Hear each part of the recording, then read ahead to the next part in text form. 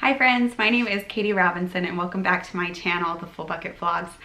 Today I wanted to talk to you a little bit about my weeks 10 through 12 kind of pregnancy symptoms, I guess I'll say. I kind of combined these weeks because honestly I was having a really rough time. So doing weekly videos was a little tough for me. Plus, if you don't already know, we were moving.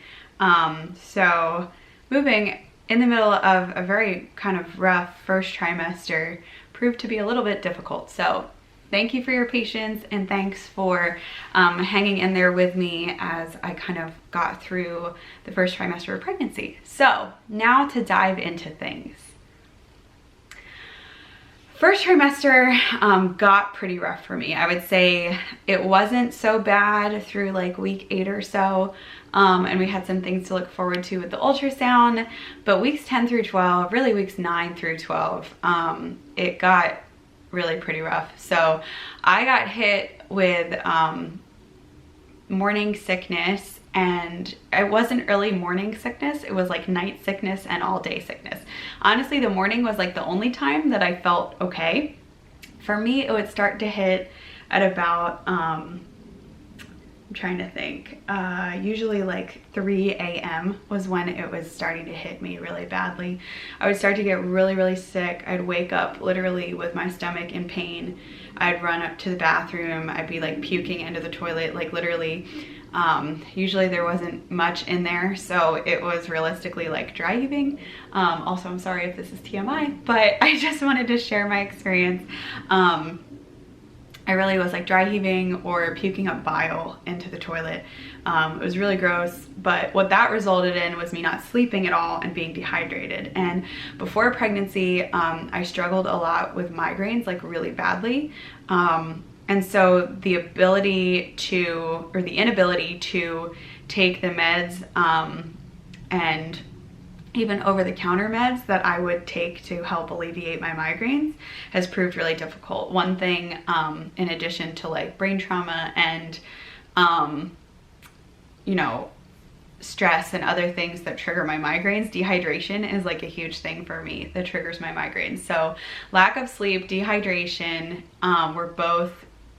would both kind of, it was this vicious cycle. Like I would get sick, I would puke, I'd wake up the next day, I'd be dehydrated, I would start getting a migraine, I'd have lack of sleep, I'd be trying to drink more water but didn't want myself to puke. So it was like this kind of revolving door of all of these issues that resulted in both migraines and nausea. So I did try to stay like pretty healthy with my diet. I would try to get a shake that I would either make for myself, or I was drinking all the different kind of varieties of naked juices or something like that.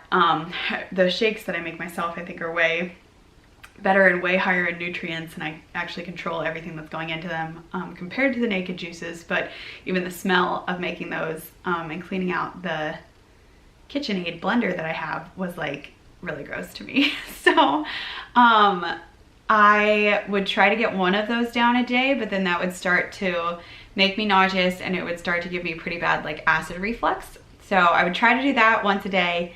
And then honestly, the rest of the day I was on carbs, just literally whatever I could keep down. It was saltines.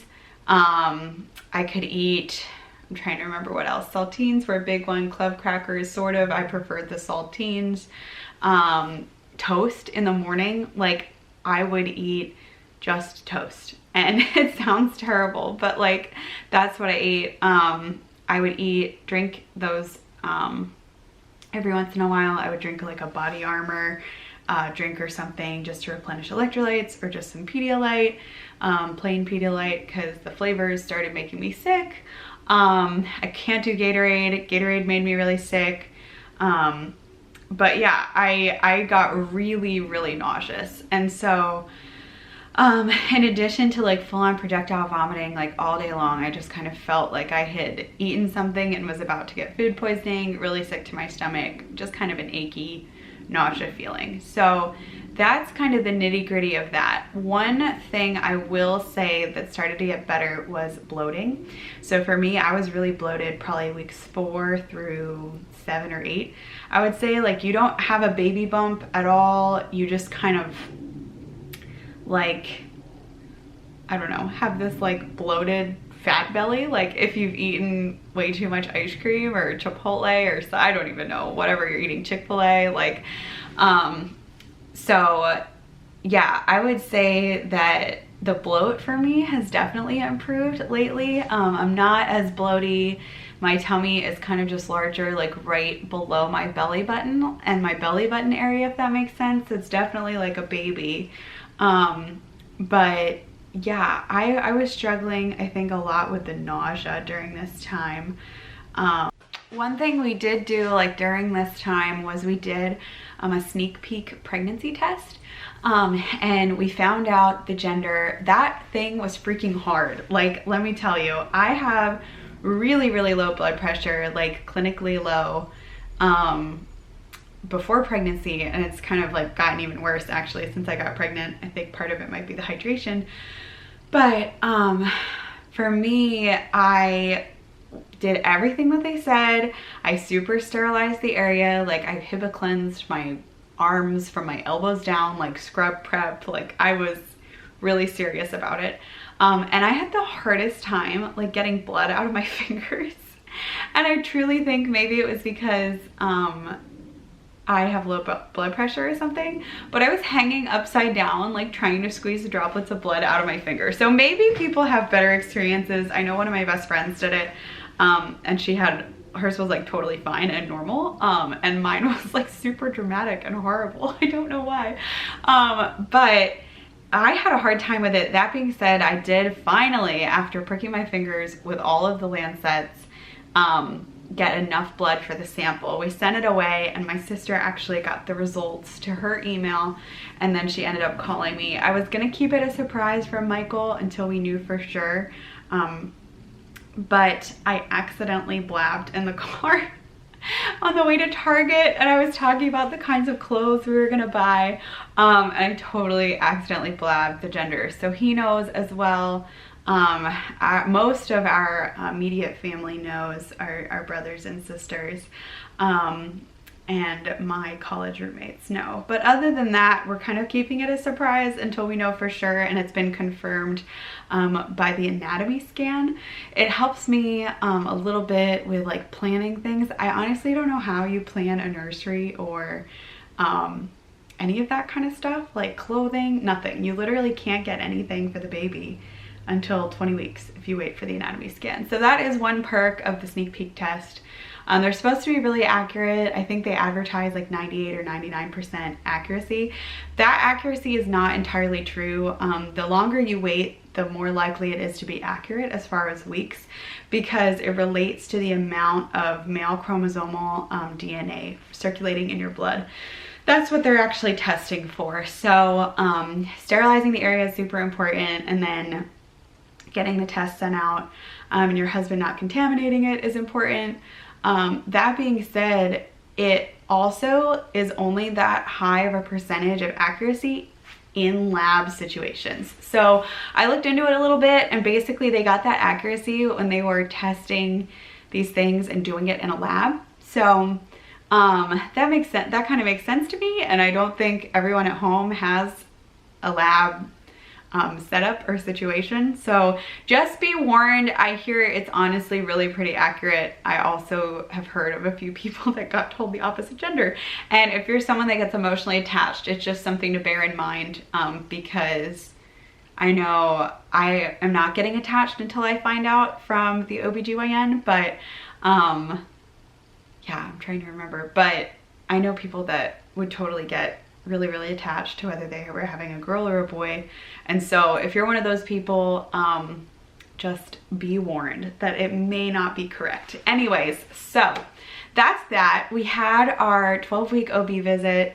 I think I'll insert the video of the baby's heartbeat. Here, it's only a couple seconds. Funny. But we had our 12-week OB visit. Baby's doing great. Yeah. I'm not gaining a ton of weight. like at all, really. I think it's because of my nausea. I really thought I was gonna gain a ton of weight because my mom gained like 65 pounds with each pregnancy, which is crazy to me, but she also lost it all and she looks great. So I thought I was gonna gain a lot of weight. I haven't been because I've been really, really sick. So that's kind of how that's been going, but the baby is super healthy. It has all of its limbs from what I can see. It's looking less like a dinosaur and more like kind of a, I don't even know what, not a dinosaur really anymore, just kind of a blob with like a head and 4 other blobs. So that was really exciting. Baby's heartbeat is great. It's super strong and it's moving around quite a bit. So yeah, that's that. But I'm trying to think of other symptoms. I haven't really had any cravings other than keeping snacks on hand.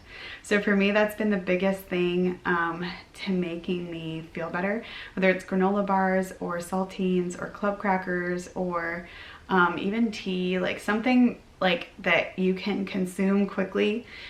So I have had to eat every few hours really to stay not nauseous. So as much as you don't want to, as much as the nausea is a struggle, make sure you have snacks on hand that you can eat, carbohydrate like things. But yeah, I've been taking Tums for indigestion. Just read the label and make sure you're not taking too many in a 24-hour period because that's been starting to get worse. But other than that, I really haven't had any weird cravings. A lot of things that I loved before pregnancy, I don't really like right now. I may have mentioned this before, but I have absolutely zero desire for Chick-fil-A, which is so sad because I love Chick-fil-A. I have no desire to eat Chick-fil-A. I have no desire to eat fast food in general, which I think could just be my body's way of protecting the baby. I have no desire for coffee other than when I smell it. I'm like, it smells yummy. But I haven't been drinking coffee. I have maybe a cup of half calf like every 3 weeks. I really haven't been drinking coffee. I've been drinking tea, non-caffeinated tea.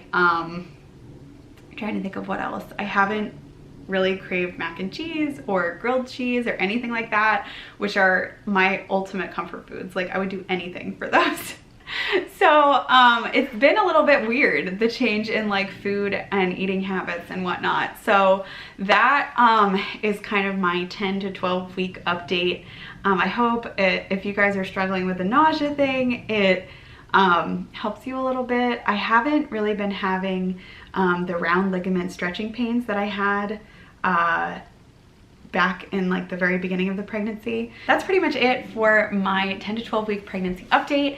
If you guys have any questions, drop them for me in the comments below.